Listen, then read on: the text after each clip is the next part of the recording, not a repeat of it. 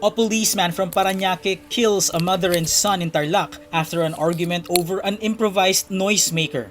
The shooting of Sonia Gregorio, 52, and her son Frank, 25, by Police Senior Master Sergeant Jonel Nuezca was captured on video and goes viral on social media.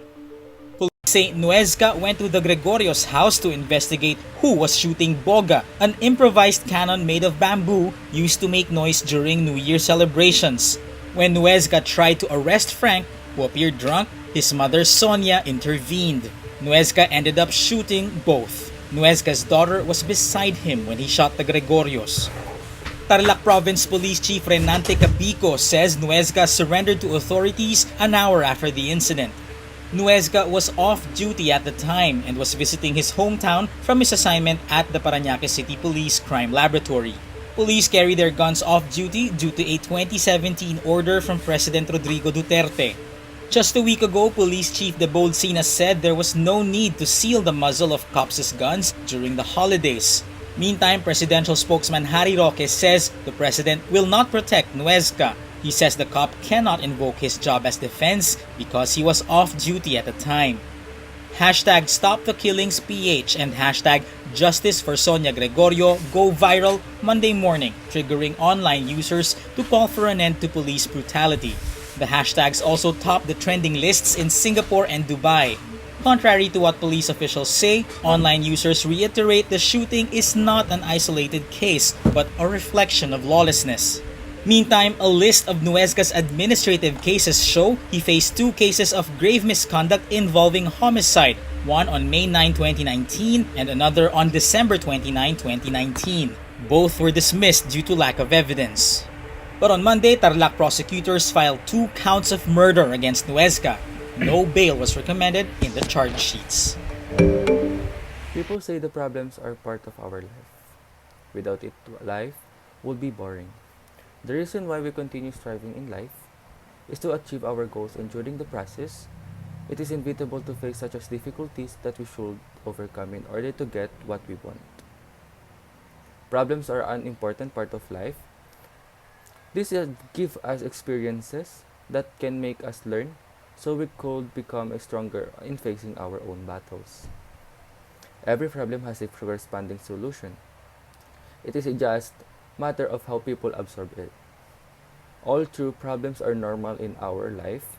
There are some of that should not be taken for granted and need an immediate solution, especially that our life is at stake. 2020 is indeed a memorable year for every person who is living in this modern generation. Excuse me.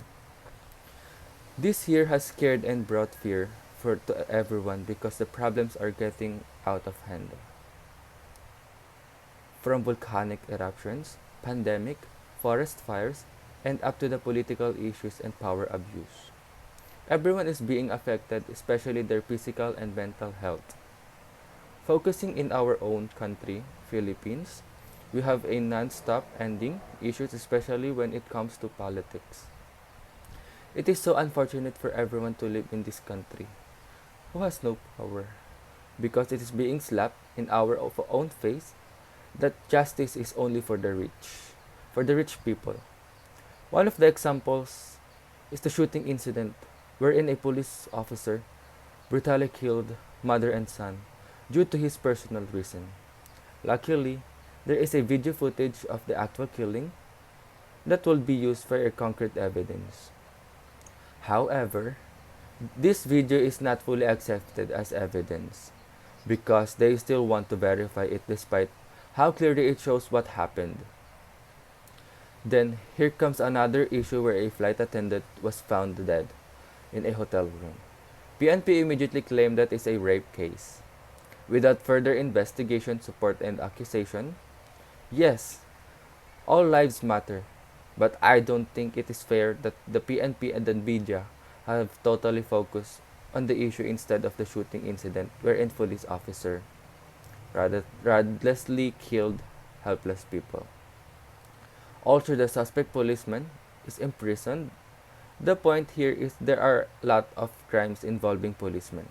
Pointing the guns and pulling the trigger that ends the life of many and is living their life normally. Like killing people is not a big deal. It is a ironic that one of who should protect us are the ones who we should protect ourselves from. This issue should be taken seriously. People are already living in fear because of this COVID-19, and the impact of it in our mental health is not a joke. It is really alarming that due to the incompetence of the policemen, innocent people are being killed. They are being robbed of seeing a wonderful life that everyone deserves. How could we possibly survive this life with these problems? People deserve to live and no one has a right to take away others' lives. But in reality, the voices were being shut and that those who have money are being heard.